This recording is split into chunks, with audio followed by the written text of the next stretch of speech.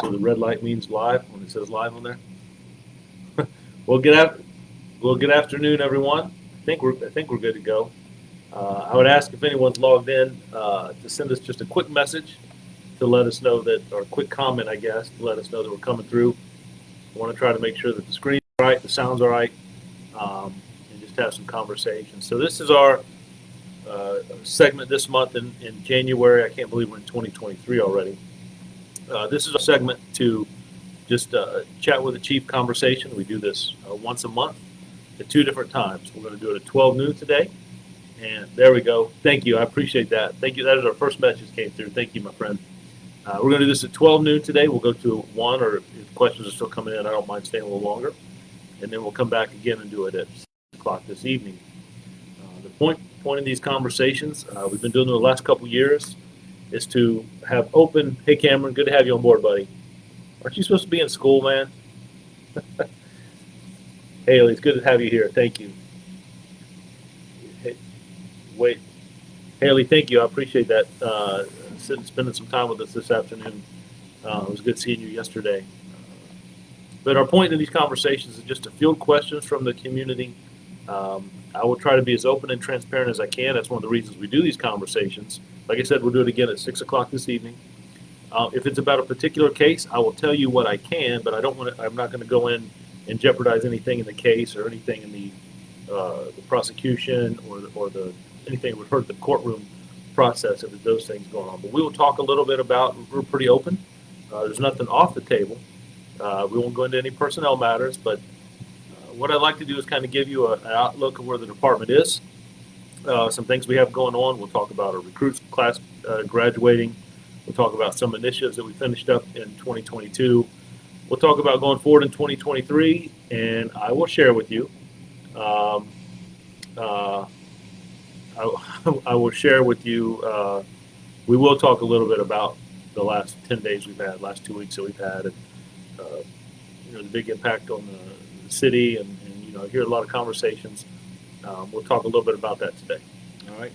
And my friend Cameron Demetrius, thanks for being here, sir. I appreciate it. Ma'am. Wait, no, sir. Demetrius, right? Yep. Thank you for being here. But I'm getting old. And Cameron, I'm supposed to be in history. So, yeah, you should be in history, Cameron. I hope you're doing well with your grades. Christopher, thanks for being here, and I appreciate that. Prayer. I'll take everyone. So let's just go ahead and get into it. I cannot tell you how much I appreciate the letters and the emails and the messages that have come through. Just pastors, school personnel, people across our city, our state, and to my surprise, across the country. We had a horrible, tragic situation that occurred here back on January the 6th, and I just want to talk a little bit about that. We're not going to shy away from it. I'm not going to give anything away or hurt anything with the case. It's not my intent. My intent is just to have some open conversation. And if some feelings get expressed, then that's fine too. I will do the very best I can to keep up with the comments that are coming through. My friend Matt and Kelly are both with me today. I am not touching anything electronic, I promise. If I will try to respond and acknowledge each post. If I miss one, charge that to my heart. I'm not trying to skip anybody, but sometimes they come through and they jump. I may pause, but I'm not rushing this today. I think it's important that we have some good conversation, and that is the whole purpose behind this. So I got Kevin, Devon, thank you so much for the prayers. I appreciate that. Faith, thank you for being here today. Elizabeth, thank you. I appreciate everything you're doing and joining us today. So let's just talk a little bit about January 6th. That was a tough day for our city and our school system, our community, parents, families, and our police department. And I could not be happier with the response. Could not be more proud of the response that the department had. When the call came in, the first thought through my mind and several minds was that we were dealing with an active shooter type situation. And that was how we responded, and that's how we cleared the structure of the school. All that in mind, remembering that we're dealing with not only faculty and staff, right, but we're dealing with children, young children. But the first thing that comes into your mind is safety and making sure that people are safe. So as the call came in, I was hearing radio chatter. It was a little bit garbled, I guess, on the radio. But when I got there and I got a quick briefing, we were pretty quick to determine that it was not an active shooter that was going throughout the building, that like some we've seen across the country, but we had a shooting that occurred in a classroom.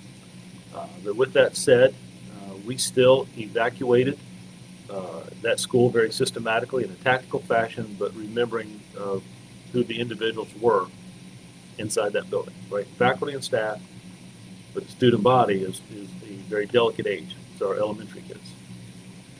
So room by room, hallway by hallway, classroom by classroom, we escorted people, students, faculty, staff, assisted from where they were into the gymnasium where we kept them safe with officers, faculty members, until we could get them reunited at some point with their family. Now let's talk a little bit about that evacuation.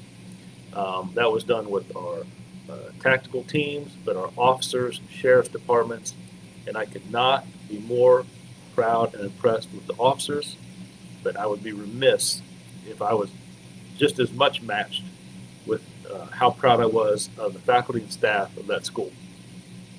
Rich Neck Elementary is an outstanding elementary school. Faculty and staff there did an amazing job, and I'm not just talking teachers. I was moved by compassion that I saw, and I could not be more impressed with the children in the school, that were at the school. What had just occurred, and some of the students may have known about the situation, some may not. I saw officers holding hands with kids. I saw officers with their arms around young people.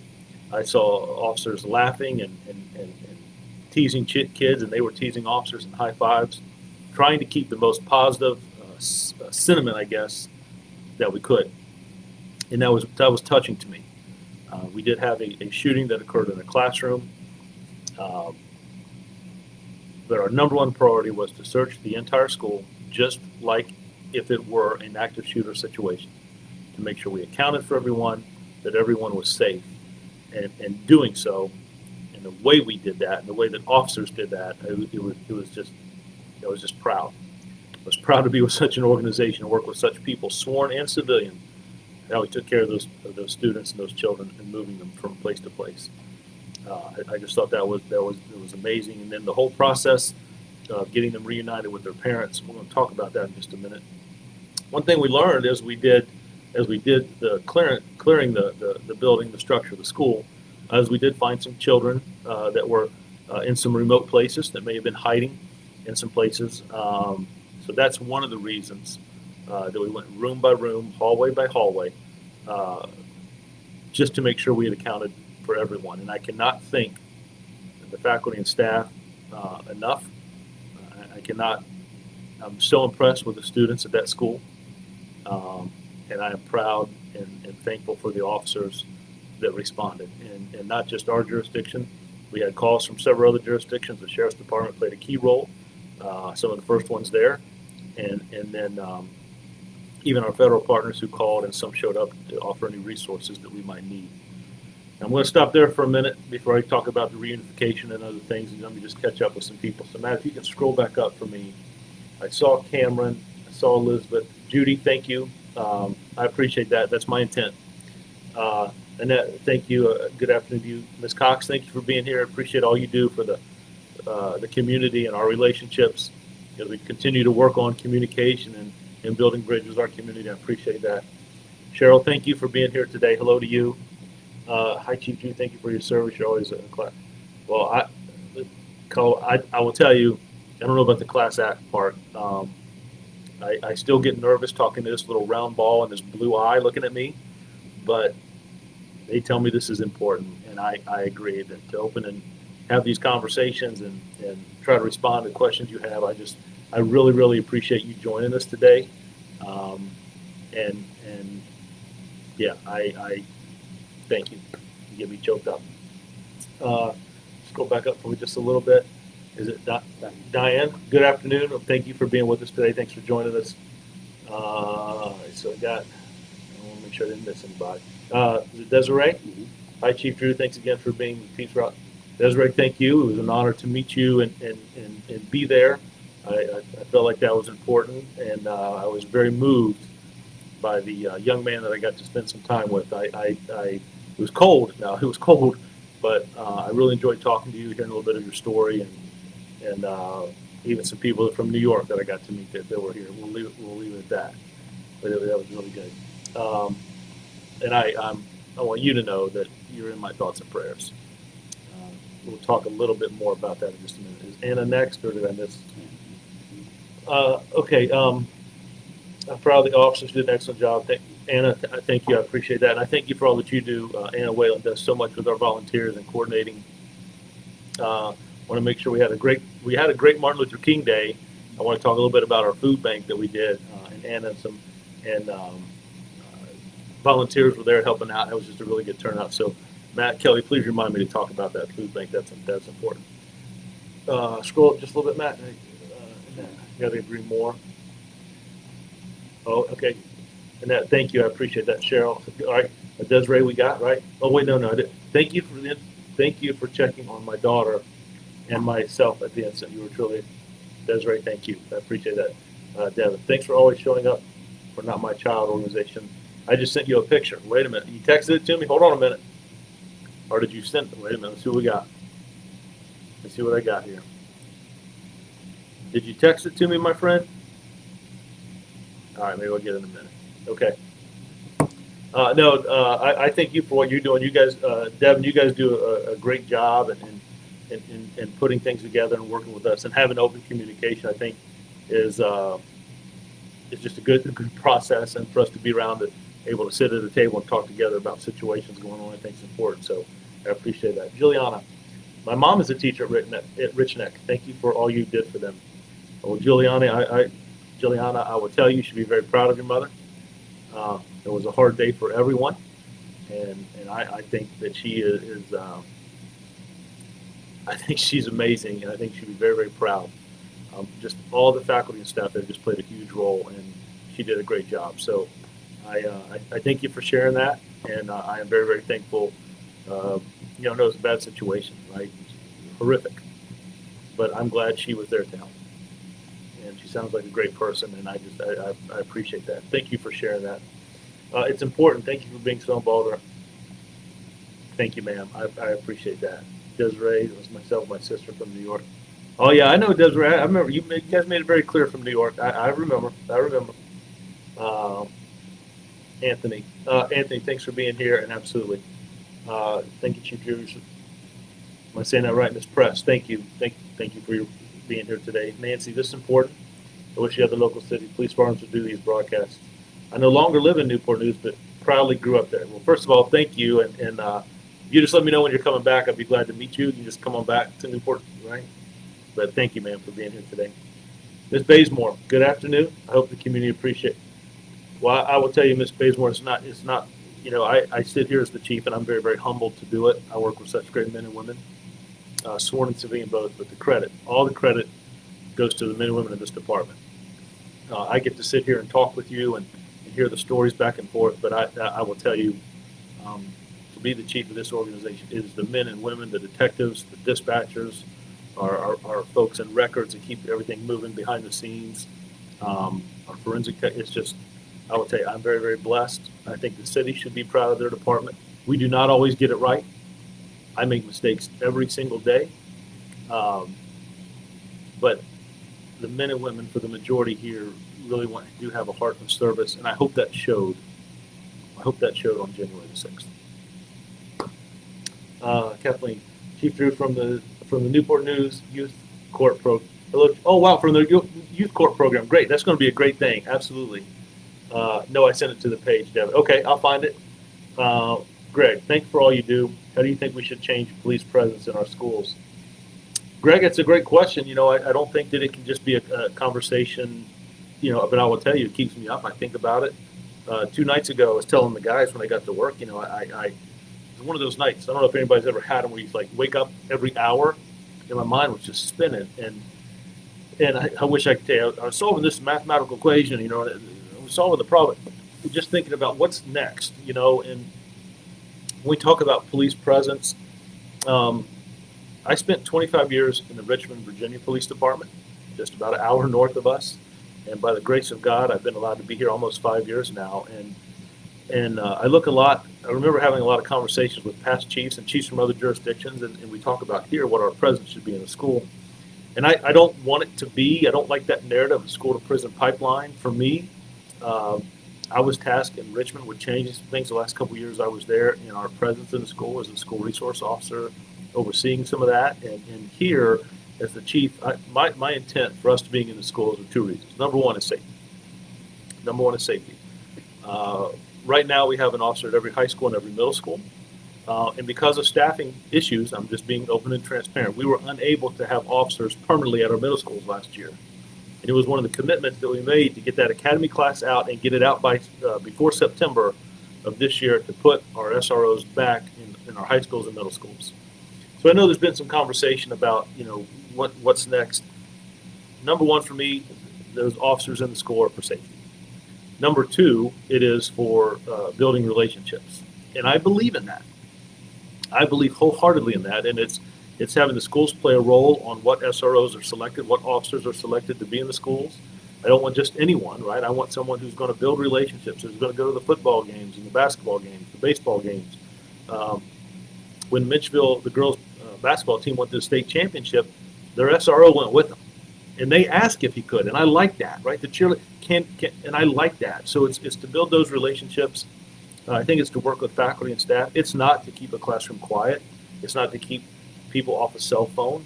It's not to, if the school is going to address a situation, if we're not forced to be able to take a step back and assist. It is not my intent to have officers in the schools making how many arrests we make. That's not what I'm looking for. And I think the way you disrupt that school to prison pipeline is you have the right officers in those positions, those that know how to talk to people and build relationships, not one standing across in the hallway and somebody does something wrong. I'll wait to see if I'm asked. Something happens that's wrong. This is what I'm going to do, and I'm not going to listen to anyone. It's building relationships with the principal, the faculty, and staff there. Understanding, though, and realizing your role as an officer when you have to take action, when you have discretion. But working with the school on how to handle situations, working with teachers. But really, for me, it is putting the right people there and having the right leadership that sets the tone. I think Captain J.P. Smith and Assistant Chief Creswell, Lieutenant Karen Allen, the sergeants there, Sergeant Stokes and Sergeant Goss, do a phenomenal job. I think we've got good people in our schools, and we constantly reevaluate. Are we doing the right things there? But I'm not looking for us to be in schools to make arrests. I'm looking at us to build relationship and do the best we can to keep that facility and the people inside our most cherished possession in our future, right? To keep them safe. So, Greg, your question: how do we do that presence? I think it's a conversation, but I think the students have to be a part. I'll end with this, Greg. About two or 3 years ago, we have a young adult police commissioner program. We still have it. It's a freshman, sophomore, junior, and senior from every high school. And I have asked them as a group. And a couple years ago, we went to each high school and did a panel. And it wasn't just me. It was a forensic technician, a detective, an officer. It was diverse, not only in assignment, but in appearance, race, all of it. And I asked the question, how many individuals, let's say the average group was about 70 people, how many people want officers in your school? And I will tell you, 95% raised their hand and said that they do. When I talk to the young adult police commissioners that we work with about 3 hours every Wednesday, I'll see them today, and a couple of them came to the food bank with us over the weekend. But I asked them, how do you feel? And we will have a discussion today about what happened at Rich Neck Elementary. That's my intent on meeting with them today. But when I asked them, how do you feel about, do you want officers in the school? Would you rather they not be? I will tell you, all of them want and interact with the officers at the school. But I think when we talk about our presence, I think it's got to be the police department, the school board. I think it'd be great to have faculty, staff, but also students. And I'm open to having teachers sit down, and I enjoy listening. It's kind of awkward today. Maybe we need to get this thing hooked up, Matt, some way where there's audio, and they can just ask me a question. Somebody just call in or something. But yeah, I think it has to be a concerted effort. I don't think it can just be police presence and chief, you make the decision. I don't want that. I don't want that. I think the more collaborative and conversations we have, um, I think we can look at data and evidence-based type situations. But Dr. Lyons would always tell me, um, it's all about communication, how you talk to people. And I think there's some great models around.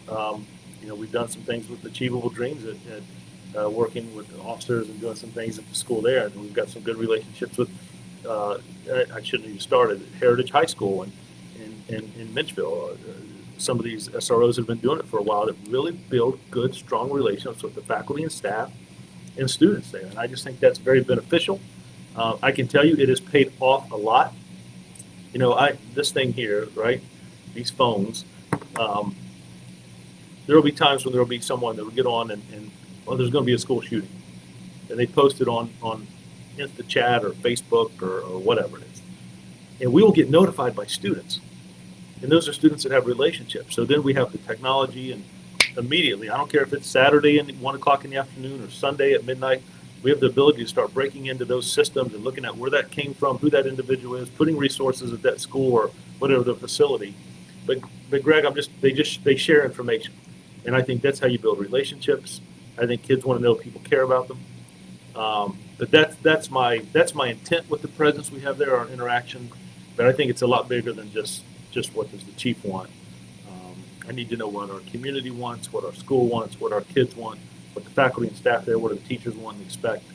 So that is Greg, that's a great question. I appreciate. I hope I answered it. That's a great question. Haley, thanks for taking questions, Chief. When you get a chance, would you walk us through the investigation timeline for what? Okay, so let's go back to the school. So once we evacuated the rooms, the hallways, the next thing was as parents came, we had them line up, and the school played a role in bringing out laptops, and we had to make sure that we got the student, the child, back with the parent. So that took a while, and I understand parents were frustrated, and I get it. I totally get it. And some of the officers, like Chief, they're frustrated, and I get it. But we're not dealing with high school kids, right? We're dealing with young children. We want to make sure the right child gets with the family, not just somebody that they know where they run to, or that everyone's accounted for. So I know it took a while. And I also heard that there was some frustration about communication.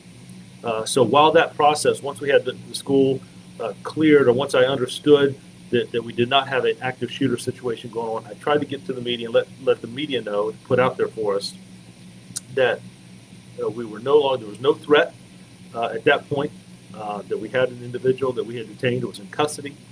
We were still clearing the school for safety, but children, and talking through what I've already said about where they were being moved, how we were moving them, and then getting them back. I tried to get out there as quick as I could once I felt comfortable saying that we were no longer in a threatful situation. So where we're at now. So a couple things need to take place since that day, and have been, right? A couple things we want to do is do a complete investigation of the situation and talk with our Commonwealth attorney and present them the case, the evidence, as we've collected interviews, forensics evidence, that type of thing. So we processed the crime scene. We recovered items from the room. That was done by our forensic technician, one of the best we have. From there, we started interviews. There's a lot of interviews that have already taken place. There's a few more that we need to follow up with. Regrettably, but needfully, is that a word, needfully? I know I got some teachers on here, and I want to, needfully a word, needfully? We need to touch base with the students that were in the classroom when this incident occurred. We are doing that through a psychologist. We are almost finished, and I believe we will be finished either today or tomorrow. I don't want to say that wrong. I will tell you, we should be completely finished by the end of this week. But I think they told me they had a few more either today or tomorrow. And just what did they see, if they're able to talk about it. But the psychologist is much more well versed at interviewing children and talking to them about situations like that. So we're working through those professionals for those interviews. The next thing we wanted to do is collect the information, if any, not saying there was, but if there's any information from human services, social services, dealing with the family. We need that background. So we've asked for those records, if there are any, to go through them. And we've also asked the schools for any records they might have of behavioral or threats or anything like that, if there are. I'm not saying that there are on either side, but if there were, to collect that, go through that, that may lead us to some follow-up questions. We may want to have some follow-up investigation. Let's say that there was some type of Child Protective Service interaction. There may be some follow-up questions there. If there was something with the school, we may want to ask some follow-up questions there from another administrator. But putting all that together, I'm getting briefs daily. In the cases moving along. What I don't want to do is I do not want to push them, the investigators or detectives, and skip something. You know, I get a lot of calls, well, is this going to happen? Is that going to happen? When is this going to take place? And this should have taken place already. I understand there's a lot of different opinions, but I also want to remember this. This is a unprecedented incident that we have had in our city, where a 6-year-old child obtained a firearm, brought it to school, pointed it, fired, and shot his teacher in front of other students. I have a young teacher who suffered a gunshot wound while teaching her classroom. By the grace of God, she's still with us today. I have met with her family and talked to her. I try to stay in contact with the family contact there. We, matter of fact, had a conversation over the weekend. I am not going to rush them. I want them to do a thorough investigation, put all that together, and then the facts and what the law is will determine where we go next, if anywhere. But I will tell you, we've got a great working relationship with the Commonwealth Attorney Office. I have tremendous faith, trust in them, that they will make the right decision based on the evidence that they have in front of them that we present. But I'm not going to rush that. With that said, I don't want to give you an exact date of when that investigation will be complete, but I will say that every day we're getting closer and we're nearing there. I am very satisfied and quite impressed with where they are thus far in the investigation. I thought they would be a few days a little behind of what they already have at this point. But Chief Creswell and Captain Petrosky, Lieutenant Fish have them dividing up, getting things done. There's a good investigator, the lead investigator on that case is doing a great job. I got to talk to him several times, whether coming, going, meeting in the parking lot, or in a full official brief. So it's moving along, and I would say they're ahead of schedule. They're ahead of where I thought they would be at this point. So I don't know if that answers your question, but I can't give you an exact date. But I will tell you, they are moving along very well where they should be. The next thing for us, though, is to finish up all the interviews and make sure that we review if there are any records or documentation, to make sure that we review that and go through it. Okay? Did I miss somebody, Matt? The last question I have is Megan. The next, just scroll up for me. Scroll up for me just a minute. Haley, yep, I got Haley. Okay, great. Megan, I understand the ball is a minor and 100% agree and understand respecting the child's privacy, but I have to say, as a parent, 2 elementary kids at a school very close, it's frustrating that the parents haven't been held accountable. Is there any kind of update you can give? So, Megan, I totally get it. That's what I was just kind of talking about. All I can say to that is, just like anyone else, we're going to do our due diligence and we're going to do a thorough investigation. I'm not going to do it half. You know what I mean? We're going to do it. And there are times where I understand people. Why hasn't someone been arrested already? You know, it doesn't work like that. Each case is different. Because I promise you, if there were something done right away, and then something fell apart in court, well, they should have done that.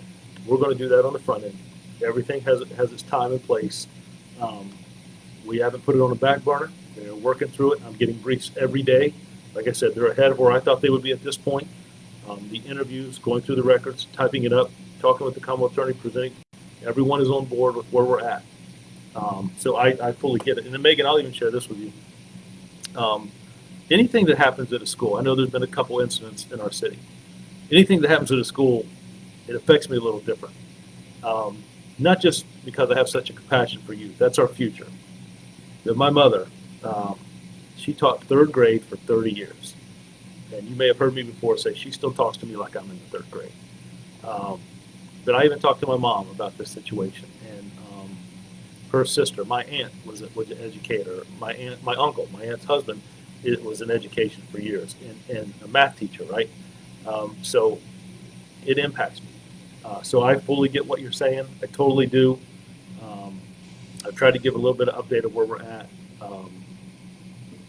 I just bear with me.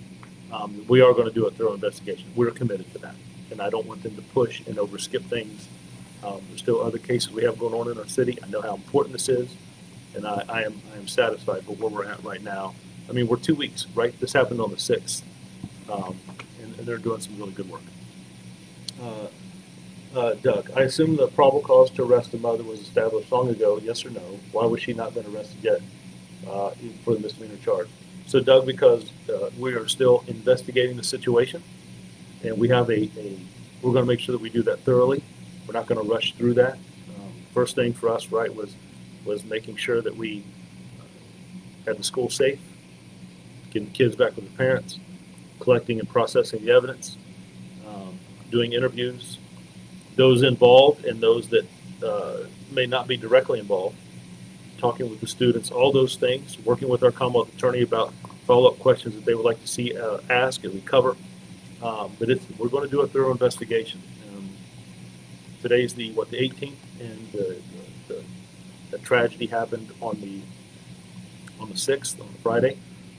Like I said, I'm making sure also, out of respect, that I'm keeping Abby's family, Miss Werner, her family in the loop on everything we're doing, and also checking on them to make sure there's anything they need. So I totally get it, and I appreciate it. It's a great question, but we're just going to do a thorough investigation. Tanya, we are grateful for your entire department, but I believe that great leadership promotes great people. Even if you don't always get it right, well, Tanya, I appreciate that. I'm gonna post that on my door because I do. I'm not blowing smoke. We make mistakes. We don't get it right 100% of the time. I think people who try to and are putting forth that effort, I appreciate you. That all of us, I think that shows. Yeah, when I'm having a bad day, I'm gonna put that on my door. But I appreciate that. But I don't want to. I'm not trying to say anything. That the Newport News Police Department gets it right all the time. We make mistakes, and I will tell you I do. When I go home in the evenings and everything kind of slows down, I sit on the edge of the bed and did I handle this right? Did I say this right? Did I put that out right? Did I get the right communication across? What could we have done differently? All those things kind of play a role. So I appreciate that. Estella, your humble leadership and support is a driving force for the job your men and women are doing. Every police department delivers the chief. Keep it. Wow. I appreciate that. Thank you, man. Lucas, do you know the cause for the motorcycle fatality on December the 28th at the City Center in Jefferson? I suspect it was our street racers again. Lucas, you're taking me back a little bit. I do remember that. Tragedy, loss of life. But I can tell you that was due to speed, and I don't know if it was racing. I've heard that they were investigating some of that, but the speed was the contributing factor in that incident, and it could have been avoided. You know, when you're on motorcycles, vehicles, there's a speed limit posted for a reason, and the driving for a reason. And we have had some issues with street racers, vehicles, and motorcycles. But I think I can tell you speed was the driving factor of that and some reckless behavior. Greg, thank you, my friend. I appreciate that. I was wondering, did I skip over him? Okay. Robin, thanks for being here. Hi, Chief. Good afternoon. Saw you on the news here in New Hampshire. Really? Hopefully the teacher is healing. Robin, thank you. It's funny you point that out. I will tell you, here's where I made a mistake, right? Being transparent. Abby is doing much better. She's in good spirits. I can tell you, both times I met with her in her hospital room, I wasn't sure I would be able to. She asked about her students. That to me is heroic. How she acted that day. We're going to get back to but how she acted that day. That incident was heroic to me, and it was great seeing her smile, despite the discomfort, if you will. But how she talked and what she asked about, who she asked about, and what I saw her do that day on camera was just amazing. But she is recovering. New Hampshire. So so here's my mistake. I did not realize. I knew this would have an impact, certainly on the school and our community, and even maybe the state. I made the mistake. I didn't realize how fast this story would spread across the country, how fast the media outlets and citizens, emails, I'm talking I received an email from Australia, and I want to put out there, I am not comparing us to any other department. I would never do that. I don't want that done to us. Um, but I will tell you, from across the country, we've had uh, emails, messages come through supporting the department, checking on the department, talking about what we're doing, asking more inquiries. I did not realize how much this story would affect our country. And when I take a step back and reflect, now I get it. I see it. When I hear teachers talk or community talks and young students that I've talked to, now I get it. And I did not realize how fast that would impact, how quickly it would. That was something that I did not. If I was ever called to talk to another department, I would say be prepared for that. I was not. I didn't. I came in the next morning and well, really, it was the following afternoon. Kelly King, who does our media relations here, was like, Chief, you got some calls. And I thought, okay, is it local? And she's like, oh, no. And that's when and from there, it's been kind of 100 miles an hour. But Robin, thank you very much. New Hampshire. Well, I bet it's cold up there. Elizabeth, there's been a lot of talk about metal detectors going to Rich Neck and other schools. With your experience, do you think the metal detectors are worth it? Wow, that is a good, man, this group's fired up. You guys are locked on. I got to go to I don't know if it was a symposium, a discussion yesterday. There's people that are a lot smarter than me, a lot of doctors and professors in the room. One was even from New Zealand. But Congressman Bobby Scott put a group together yesterday. We met it down in Gross. There was a panel, and the room was full of people, leaders and parents, educators were in there, people from Newport News, people from Hampton, our sister city right beside us. And that question came up. Well, I will tell you, the first three presenters, scholars and had done research, and they backed it up with data, all talked about being careful about knee-jerk reactions, and that sometimes we do things that appease, how they put it, appease emotion, as opposed to looking at the long-term effects on the individuals in those classrooms. My response to the metal detectors is I don't know. They certainly talk a lot of data about how that it's good to say, all right, we bought them and here they are, but who mans them? How are they checked? I don't know the answer to that. I go to see our football games with Chief Grinstead and the other chiefs every Friday night, Saturday afternoon. And everyone who walks in that stadium to go watch a football game goes through a metal detector. I don't know the answer to that. There are people who've got degrees, multiple, hanging on a wall that study that and behavior and psychology. I don't know the answer. I don't know that it's just, I do believe that it's not just one thing, that it's going to take a lot of different issues to address the things that we have in our city. When I say we, I mean the police department, I mean our churches, I mean our communities, I mean our schools. I don't put the issue at one entity to handle. I think we all, our students, our young people, our youth, I think we all have to be part of that conversation. I don't know. I don't know. I just don't know. The cost, how people feel, is it beneficial? For me, probably I would want to look at the data and the research I heard about yesterday, but I would probably also want to talk to some schools who have them, and I would probably want to talk to some students who are in those schools. How do they feel? Do they feel better? Do they not like them? Are they fancier today than they were? Like what we see when we go to the airport, can you make them look like Black Panther and Captain America, my favorite, Spider-Man? Can you do that I don't know. I think that for me, the jury's still out. I would like to have a lot more conversation on school districts that use them or don't use them, looking at data, and making sure we're doing a well thought out plan. But I understand also that people have fear, and perception of fear. How do we best address that? So that is a great question. Please don't take it as me dodging it. I'm being honest. I would want to have more research or more data from me, I guess. I want to hear from people as well.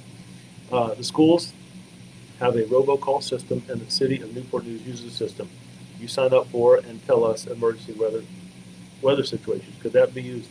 Tanya, I think that's a great example. I would say yes. I think it's just making sure we have those systems and who are we going to deem, who's accountable for hitting that button and sending that message. I think that's great. We're actually looking at in the police department an app that people can opt to have put on their phone for free. We would pay for it in the police department, but that we be able to push out messages and receive messages. So if you saw something, you could take a picture and send it to the police department. If we wanted to push out weather about, hey, here's a road closure, or there's been some type of fire or damage, or something has happened, or this is a situation, here's how we're responding. We're looking at buying that. A lot of colleges have it. I met with the company, and I'm trying to be more and more technology based. I've met with the company that creates that and does that, and they can make it custom to what we want it to be. So we're looking at that. I met with them right before the end of the year, and I have another meeting coming up with them in February. They showed me some prototypes, and it looks impressive to me. So any way we can speed up that information, I think, even if it's just a couple sentences, not a narrative, but just a couple sentences of what the situation is. That's a great point. Erica, how are you? It's good to hear from you. I hope you're well. Thank you for. Same to me to you. Desiree, can you say how it works now that Duckworth said that administrator was alerted as possible weapon being on the student? Should the school have contacted you guys? We were to make sure it wasn't. So Desiree, I saw the remarks that were made at I think it was a virtual town hall meeting between schools, or Dr. Parker and school superintendent and parents. I believe parents or employees. I'm not exactly sure. When I came in the next day, I had probably 8 inquiries, Kelly, 9 inquiries about, Chief, were you notified? So I'm not putting blame anywhere. I'm just, how do we move forward? I can tell you that we were not notified of any information ahead of time. And I will say this, the more information we have, it's always the better. I know the quicker we have some information, we're able to respond to it. And ever since Columbine, issues with schools and school shootings has changed completely. So if somebody does a text message and says, or posts something on Facebook or TikTok, Instagram, well, there's going to be a shooting on Monday, and I get that at midnight on Sunday, we're waking people up and addressing it right away. There has to be a sense of urgency. So I don't want to get too much into that. I would just say that we were not notified of a tip.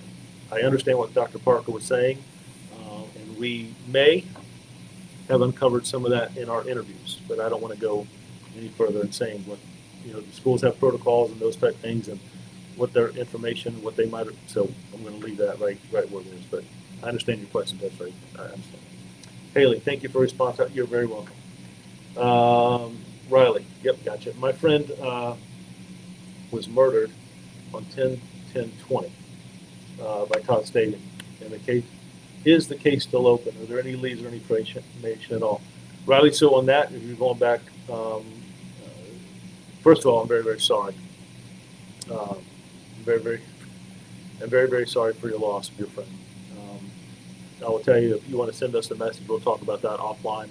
I don't want to put too much out there, and it's any updates, I would want to make sure that I had those factual. So if you want to send me a message, I'm not really sure how you do that. I see where it's in. If you want to send us a contact number, I'll be glad to talk to you, but I don't want to just put that out over Facebook. And you see how it works now that Dr. Parker said that. Megan, that is a fantastic question. I want to know how this was missed when they searched the bag and his suspicion of a weapon. So, Megan, I can't speak for what they did and how they responded. I can tell you what we have, and I put this out before, so it's nothing new, right? That our investigation shows that a gun was taken to school, that it was inside his backpack. At some point, it was removed from his backpack. It was on his person, and after the recess time frame, Abby was teaching her class and instructing, and this young child, 6 years old, pulled out a firearm, pointed it, and fired. So I don't want to, I can't say, and I don't want to say, I don't want to hurt anything in the investigation. Did they search this? Did they search that? Did they search him? Did they search the backpack? I will just say that that's what we know had occurred. Did the school have a behavior intervention plan? Yeah, Ms. Press, I don't know. I don't want to speculate on. I don't want to be answering about school policies and what they have, and quite frankly, some of this stuff I may not know. So I'm going to step back from anything about what the schools have and what they may or may not have done and said. But I've seen some of the press conferences, some of the interviews, but I don't want to misquote anything. Tanya, my daughter sat behind him in class. I often wonder this too. Tanya, are you talking about Mr. Rayburn? Gotcha. Understood. Okay. All right, scrolling down. Lisa, thanks for all. Lisa, thank you. I appreciate that. Okay, she responded this way. Okay, why didn't the Rich Neck Elementary School take it seriously when they found ammo on the student? Yeah, so heard some chatter about some things in the community.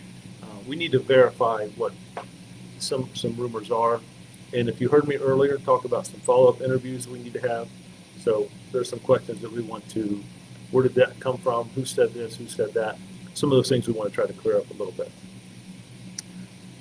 Doug, Chief, this is a big question referenced below. Can you speak to your department's involvement with conducting safety audits annually for each of our schools? 22 code section. Right? School safety audits and school crisis emergency management and medical emergency response plans required.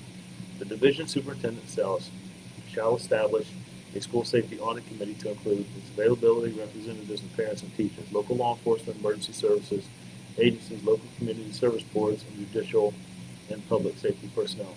So, Doug, I understand it is a big question. As you read through that, what I can tell you is this: that we have a good relationship with our schools, that we have a meeting that we attend regularly, dealing with any school resource officer situations, any discipline situations, any information from the community that might impact the schools, or situations in schools that might impact the community.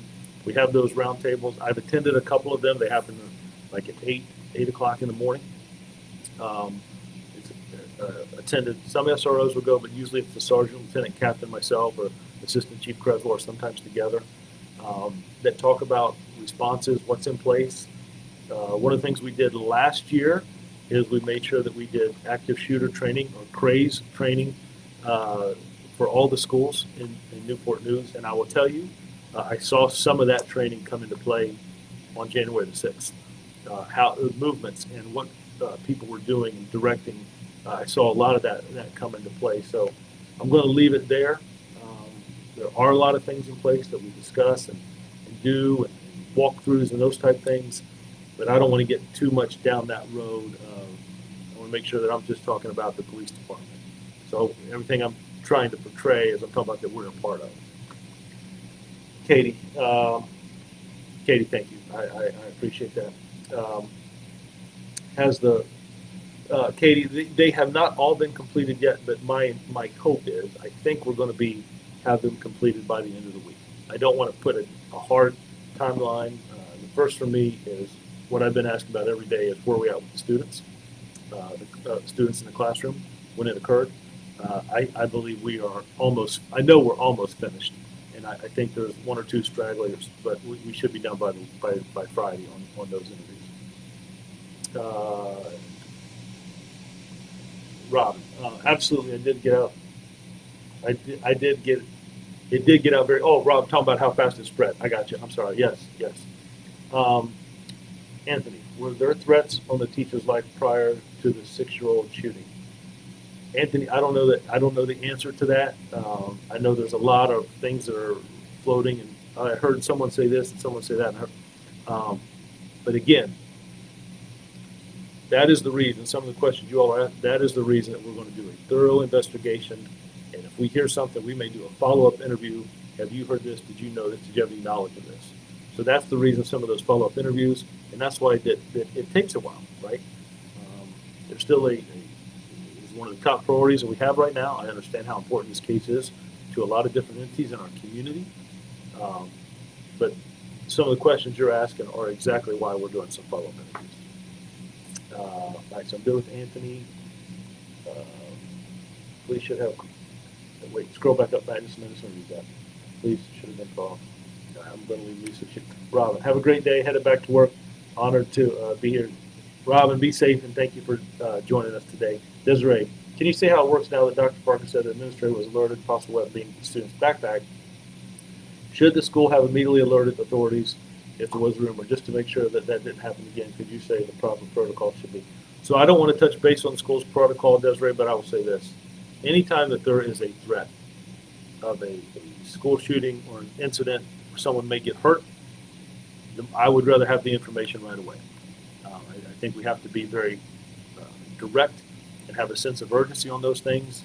So if it's something that happens on the weekend, the sooner we know about it, the sooner I wake my crime analysts up, wake investigators up, phone calls start to be made, coordinate a response. So the sooner I know, the better. The sooner I know, the quicker we can respond. If that answers your question. We need education of firearms in the area. People need the education. I couldn't agree more. I think firearm safety is important. There's a lot of classes out there. I'm certainly open if parents or something. And you know what? Maybe that's something. You know, maybe the police department or some entity should do a firearm safety. You know, at the beginning of the school year, and for parents, right? Not just for students, but maybe that might be something we could incorporate. We certainly did CRAZE training, but we did our active shooter training for faculty and staff. But maybe like parent orientation, we could do something. I would have never thought, you know, firearm safety at a parents' night, if you will. I remember my parents going to meet my teachers or going to find my classroom, but maybe there's some way we can incorporate that. Maybe it's a thumb drive, maybe it's a conversation, maybe it's a handout. I don't know, but something. Just scroll back up. Who sent me that? Was that Dane? Is that how it? Wow, Dave, you made me. Wow, Matt Josh, thank you. All right, Doug. Have your officers been advising all the teachers and students at Rich Neck crime victim? Have your officers been advising the teachers and students? So I can tell you, Doug, we have not, since they've not been back to school, we haven't had much interaction. We go by and spot check. I think they met the next day or the next couple of days to give back some items that have been left there when we removed the students from the rooms. But school hasn't been back yet, so we haven't interacted with faculty and staff there. Elizabeth, thank you. I appreciate that. Katie, can parents go to the police station and make a report outside of the school being notified and doing their own investigation? Example, my child was threatened to be shot by her classmate at Richmond. Wait, what? Just an example. Okay. After everything, my faith in the school system and their abilities to investigate properly has diminished greatly as January 6th tragic shooting occurred. Katie, that is a great question. I will tell you, anytime that you feel that something might happen or is in danger or fear, you can always call the police department and make a report. Or at least call the police department and have a conversation. Or call the police and have an officer meet with you and have a discussion. At some point, if it's inside the school, at some point we will revert back to doing that investigation inside the school or with school officials. But yes, you can reach out to us and have that conversation. I think it really doesn't matter to me where the information comes from. We just got to act on it, right? Nancy, would you like to see legislation requiring the schools to report weapons on campus to your department? Legislation. You know, Nancy, I think that becomes I see where you're going. I see what you're saying to make it very clear. So I see that point. I think a lot of it comes down to the relationship. I will tell you, I think we have a great relationship with the schools. I'm not saying that we always, either group, but I speak for the police department, we don't always get it right. We make mistakes. We have to address those.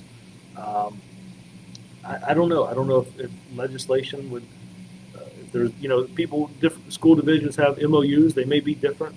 Legislation mandate. It's a great question. I don't know. That's another one to think about. Legislation that mandates. I know that there's mandatory reporting. But I will tell you on our side, I do think we have a good relationship, good information flow. That's one of the reasons we have those meetings, to keep that. And if we miss something, we can bring it up in those meetings. Hey, we should have been notified, or hey, and this happened in the community. We should have let you know about this when kids come back to school. There was an incident that happened in the neighborhood, or an incident that happened involving one of your students. I want to make sure that we let the schools know about that. So information flows both ways on our end as well. Keith. Good afternoon, Chief. Kudos to your department, timely professional response to the school. Citizen Report Newser.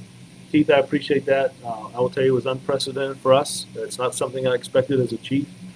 And the calls that came in from around the country, kind of, yeah, I can say it kind of overwhelmed me. So we just slowed down. We took it one at a time. We did the joint press conference with the schools and our mayor. And I think that was very beneficial for us to all be seen together and take some questions there together. So I appreciate that, my friend. Thank you. Scroll back up just a minute, Matt. Kathleen, yes, the victim witness department within the Commonwealth Attorney's Office called the, victim witness, gotcha. Dell Bailey is watching. Dell, I appreciate that. Thank you very much. And I will take every prayer you offer. Lisa, I hate to say this, but a lot of bad kids festering out there. They know nothing will happen to them. So much disrespect out there. I feel sorry for the bus people and the teachers. Lisa, I saw a little bit of the online of the school board meeting last night. I wanted to kind of get a feel for the temperament, and I heard a lot of people talk about that. And I remember my mom talking about one student who has some behavior issues can disrupt a whole class of 20 or 25. It makes it challenging. I also understand you don't want to send a student out of school. Sometimes the school is the safest place for the student to be, but maybe there are other ways. I don't know. I don't want to, I don't want to speak on. There are people that are so much smarter than me in dealing with education and child development. And I was talking to a school official yesterday evening, talking about how important it is to have kids in school, that they're not too far away from that learning environment. And I was just taking all that in and listening. And yeah, it's tough. It's tough. I do think that respect is important, and I think all of that. I think a lot of that should be learned at home. Now, see, here I go putting my opinion in. I know if I was disrespectful to a teacher or a bus driver, I would get the chewing from my mom. But the worst part was when your dad comes home. Oh my gosh. So, yeah. John, what is the current status of the shooter? John, I certainly wanted to talk as much open and transparent as I can. I cannot reveal that. Some of the stuff I don't know because of his age. But even if I did, I couldn't reveal that here. But I understand the question. The CRAZE training team are awesome. Kathleen, thank you. I heard a lot of good feedback about that, a lot of good questions and interactions, so thank you. Lisa, I'm not going to, Tanya, do our officers as teams go into your schools to practice active shooter situations during the summer? Tanya, they do it multiple times during the year. We use volunteers. We did that training for the school system this summer. We made it part of the training academy. We also do it in our in-service and work with it. We just met with about our in-service and things that we're doing, clearing buildings. That was one of the topics that came up. But it's something we practice routinely. And it's not just our department. They try to make it standard across the state so that we're all trained the same way. So that if there were a school shooting incident, an active shooter, right, you may see a state trooper and a Newport News sheriff. You may see a Hampton police officer and a Newport News officer. You might see other jurisdictions that were coming and going for court, or someone who might live in that neighborhood. You'll get a plethora of different agencies responding, all in the same training way to clear a structure and identify and deal with the threat. Lucas, I heard many parents complaining about not having been notified of the shooting by the school or police. I would point out when I saw dozens of police units racing through the city, I saw posts on Ring next door on Facebook. The information was out, just not from the source parents wanted. Some are very accurate, such as the reunification point and shooter in custody minutes after the event occurred.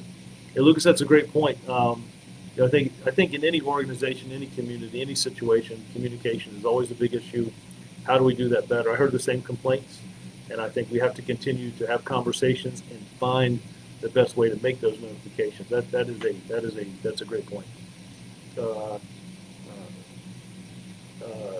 Lisa, how are you? I know you had a long night last night. Sounds like a great idea for training. It absolutely does. And I would just say, Lisa, I appreciate you being here, and I appreciate our relationship as we move forward and things we do. And I appreciate you. And we have partners. And I'll just say again, I think that we continue to try to do better. Continue to try to do better. I'm speaking on the police department. Continue to try to do better. Keith, NRA, Eddie, and the Eagle program is. Keith, we've looked into the Eddie Eagle. We've looked into that. I remember I'm a big proponent, man, of starting early. I remember the DARE program when I was in school. Different jurisdictions who have that or a version of that, and now you're right, it's kind of the Eddie the Eagle thing. But I think the sooner we start, the better, and that's just in anything, right? Just in anything. So I was all about that. I missed that program. This morning, why didn't the police department issue a notice to the this morning? Why didn't the police department issue a notice that the police presence along J. Clyde was for sending the Chesapeake sheriff? Additionally, we would have personnel stationed at Deer Park entrance just to tell citizens, but instead the state are just doing training. We are on edge and everything near our schools needs to be communicated. Doug, I appreciate that. There are a lot of things going on. There was some tactical situation last night that you may or may not heard about. There was an arrest of the situation, the murder that was in Isle of Wight that occurred in our city. We can't always put out that information. We got some late notice. From what I understand, there was a call this morning for assistance.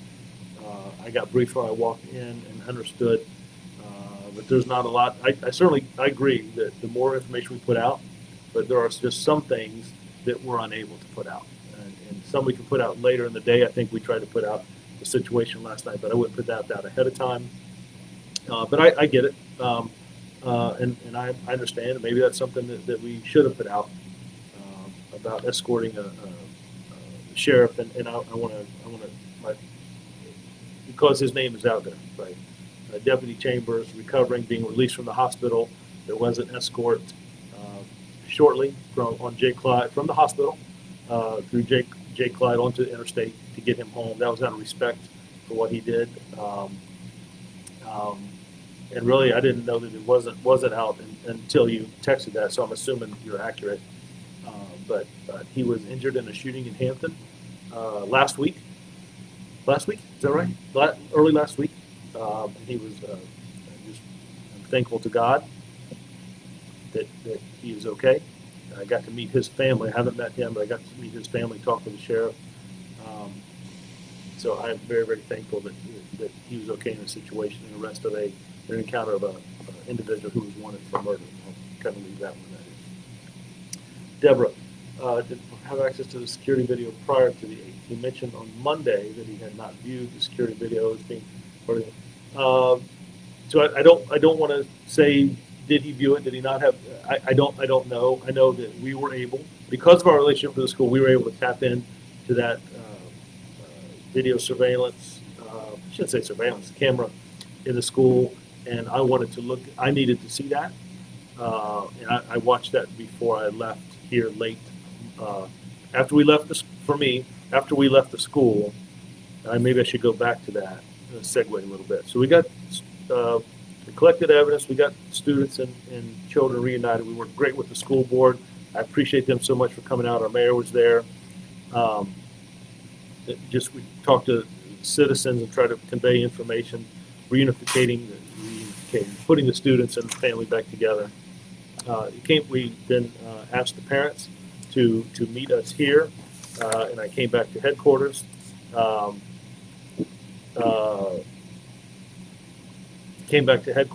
And got briefed on some of the interviews, and then I was able to see that hallway camera before I left. I wanted to see that, so I don't want to speak for schools, and there was probably a lot of things that they were doing on their end, but for me, I needed to see that. So I got a note here saying there's a lot of comments still. Wait, it's 1 o'clock. It's okay. It's okay. I'm going to try to go through some of these. Does anyone know how the teacher is doing? John, I met with her and her family, and she's recovering. I'm going to try to spitball these kind of quickly. But I met with her and her family, talked to them a couple of times, talked to them over the weekend. I have a point of contact, and she is recovering. Now, she's still got some things to go through, but she's recovering, and she's in good spirits, and she cares about her students. Sorry, Chief Drew, my example about my child being threatened with the Rich Neck was a true experience. So if there's a situation that you want to talk to the police about, you can always call us and talk to us. You can meet with an officer. You can come to police headquarters. We have investigators here. We will probably end up going back with the school at some point, but you're able to, if you want to make that, if you're concerned about something happening or danger, you can certainly talk to us. Daniel, on the issues of firearms, I would like to acknowledge the great work of the officers, Thompson Gary North Precinct, for an area found on Magazine Road, so it's a truck that went above. Daniel, I appreciate that. Firearm, gun safety, gun violence, that's one of the main things we're trying to focus on in the department. We've got some shortages in our department. but making sure that we're thorough on some of those things, I think just makes a big difference. And both officers you're talking about are outstanding, and I appreciate that. I have FOIA requests pending the Department of Use of the Records. Report certain acts of school authorities and law enforcement. Response to a question asked about law report. I have a FOIA request pending with the department for these records. Reports of certain acts by. Yeah, Doug, if you're doing a FOIA request from us, I think you probably want to get that from the schools, but we're not going to. I can tell you now, we're not going to release anything until the investigation is complete. If I'm reading that question right. Linda, hey Chief, are you in the department? Do you have a hard couple of weeks? Know you all are in our prayers. Linda, thank you, and I'll take each and every one. Lisa, I think it's a lack of consequence. Nothing happens from the med. Lisa, I appreciate you. Thank you. Sarah, for some families that this is when they learned that they did not update their contact information. Oh, Sarah, I see what you're saying. So when officers move, they get married or whatever, they go through and update their contact information. Are you saying families may not? That's a good point. It's a very, very good point about making sure that police, school, whatever, that we know where you are, where you live, and how the best way to get in contact.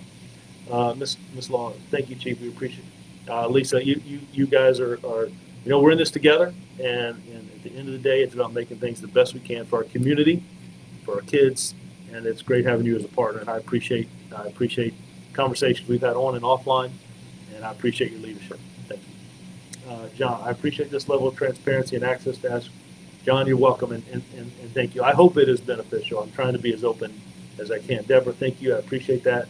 Nancy, is there body-worn camera footage of the apprehension of the 6-year-old shooter? I know this age, it can never be released. Nancy, I will tell you the footage that I saw, again, was taking him by the hand and escorting him out of the building. So if that, yes. Jennifer, murder Newport News, yeah, I'm not. I'm sorry, Jennifer. You have to help me. Can you give me a year? What time on that? I'm just not sure.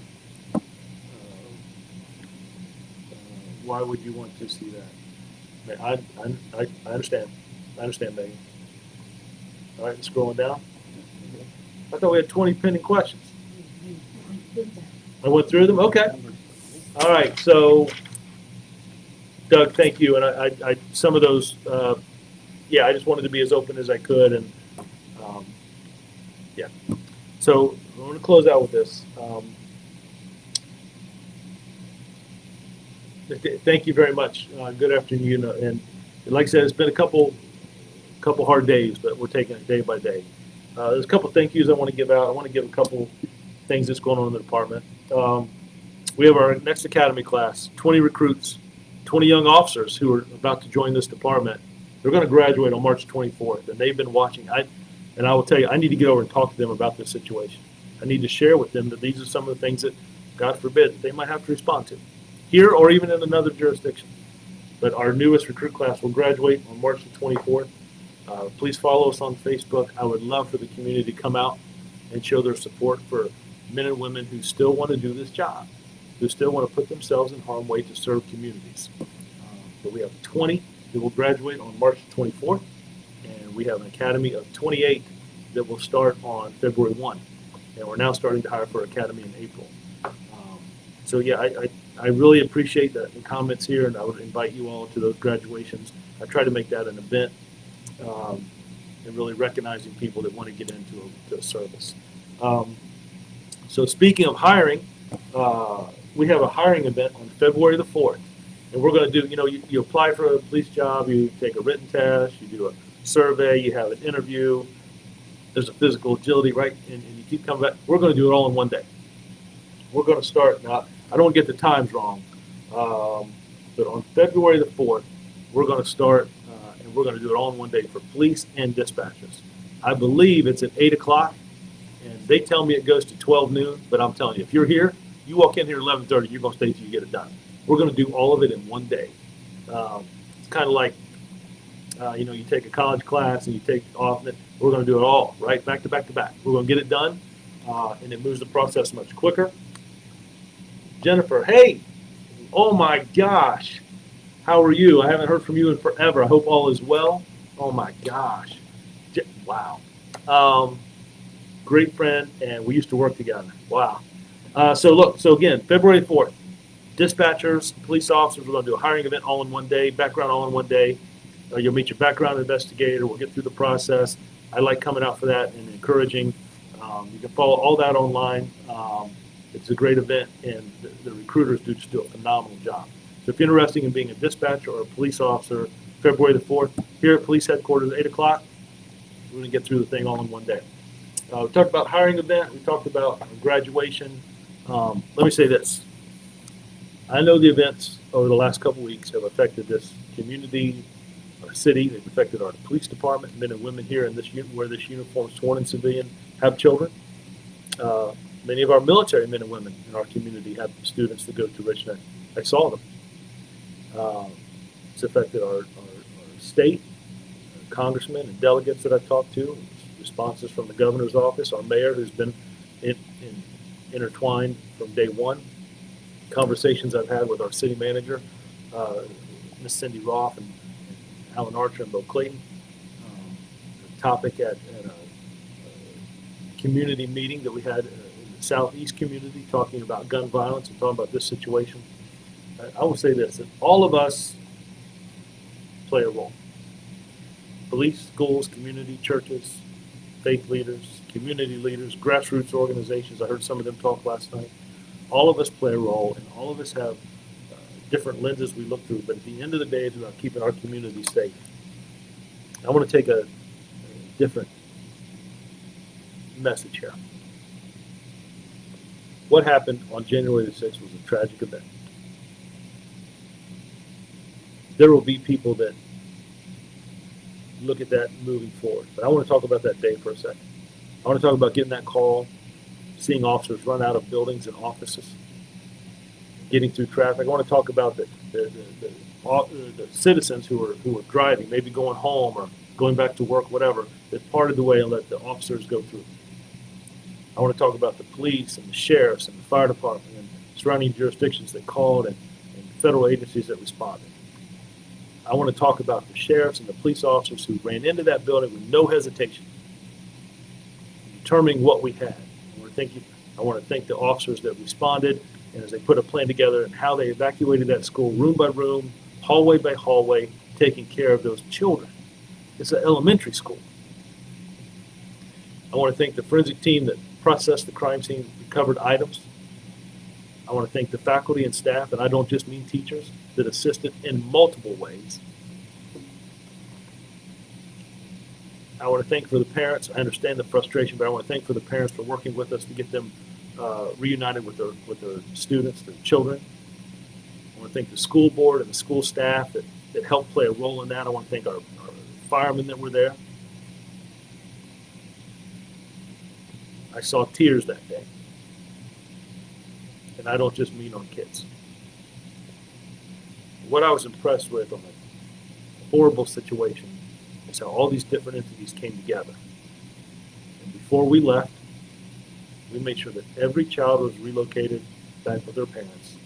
And then we tried to do a press conference or update, whatever, with myself and Dr. Parker and Mayor Jones to get out information to our community. It was a terrible situation, but I am thankful for the men and women who responded, who were there. I am thankful for the children for the way they acted. I could not be more impressed with them. I wish this situation never happened. But I will tell you, I was honored and humbled to work with such professionals that day and that day going forward. From the calls from our Commonwealth Attorney's Office, from our city leadership, school board, faculty and staff, students, men and women who wear this uniform, our dispatchers who are getting that information out as quick as they could and trying to determine what all we had there. From the dispatchers who gave medical advice on how to treat, how individuals at the school, right, faculty and staff were treating Abby and taking care of her, getting information from the dispatcher. That training that we do came to play on January the 6th. And I could not be more impressed and more humbled and more honored to work with such professional people. I want to say thank you. We will get through this. We will do better tomorrow. There are things we need to look at and revamp. that I want to say thank you to this community and the men and women who do this job. Jennifer, Florida, I knew you were there, and thank you. Learned a lot from you. I appreciate all the time you invested in me. Miss Diggs, manifest. Wow, thank you. Tanya, you're continuing to offer answers to the common citizens in real time would not be more appreciated. Tanya, thank you. I appreciate that. So it's 1:14. I've held everybody up. I apologize, but I know this is a big issue. It's affected a lot of people in our community. I want to thank everyone for joining me today and spending some time with me. I did not mean to skip over anyone. If I missed anyone, I'm telling you now, I apologize. I'm going to be back on at 6 o'clock. We're going to do this again. I'm not going to rush through it. Cheryl, thank you. I appreciate that. Thank you. But this is important. So thank you for taking some time. And I know it's the hustle and bustle of life. If you want to look at the conversations later today, whenever. But for those of you that took your time, join me today, thank you. God bless you. And I'll see you again, hopefully see you again at 6 o'clock this evening. Take care.